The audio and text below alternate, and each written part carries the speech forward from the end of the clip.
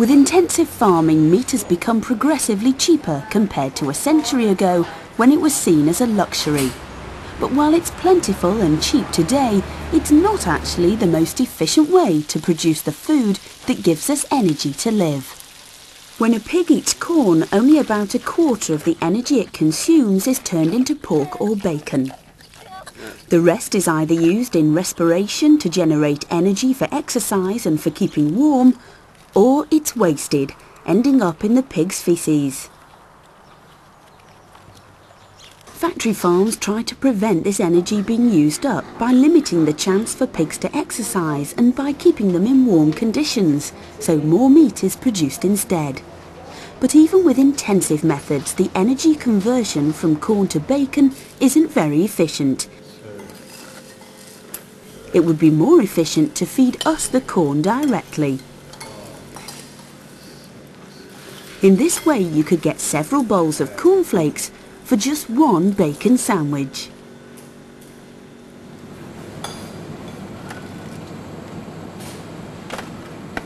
There is not just one way of rearing farm animals or producing food. We need food to live, but we can choose what it is, where it came from, and how it was produced. If you eat meat, then on average in your lifetime you'll consume 1,000 chickens, 45 turkeys, 30 sheep, 20 pigs, 4 beef cattle, the life's work of 35 laying hens, and all the produce of a dairy cow. To that you can add thousands of fish. The lives these creatures lead will depend on the choices you make. You can buy the cheapest meat and eggs. You can go for free range or organic. Or you can go vegetarian. Even living on a budget, very different types of food can be bought for the same amount of money. Large quantities of low-quality, mass-produced meat and eggs, a balanced and mixed diet of vegetables and pasta with smaller quantities of quality meat, or loads of high-quality vegetables, fruit and vegetarian foods like bean burgers. Whatever you choose will be one of the ways you make a big difference to the amount of suffering in the world. Many people who feel strongly about animal welfare, such as the actress Joanna Lumley, have taken it further by campaigning to improve the lives of our farm animals. Here, people of all ages marched past the Ministry of Agriculture and left flowers to symbolise the cause. Behind the ribbon.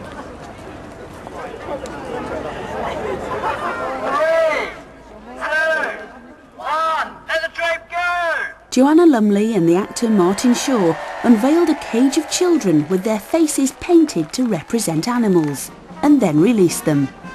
This was one of many campaigns organised by the pressure group Compassion in World Farming.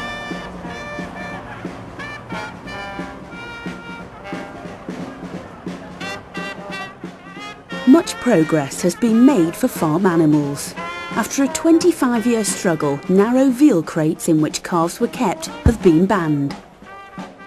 After a long campaign in Britain, the sow stall cage has also been banned.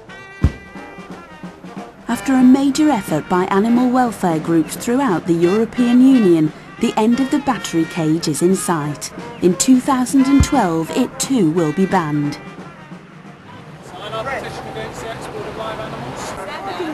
These changes are the result of ordinary people collecting petitions, collecting evidence for court cases, lobbying their MPs, Parliament and MEPs, holding demonstrations and vigils. It's how you get things done in a democracy. Everybody can make a big difference to the welfare of farm animals. Would you like to support Compassion World Farming? Thank you very much. You can do this through the food you choose to buy. And you can speak up for the animals who can't speak for themselves. Campaigning continues today to ban the sow stall cage throughout Europe and to improve the conditions that broiler chickens live in. this film we've seen that farm animals are intelligent and sensitive feeling creatures. In the last 50 years we've kept them more and more intensively in our efforts to provide cheap food. Now we need to decide whether it's right to go on like this. How do you think we should treat farm animals in the 21st century?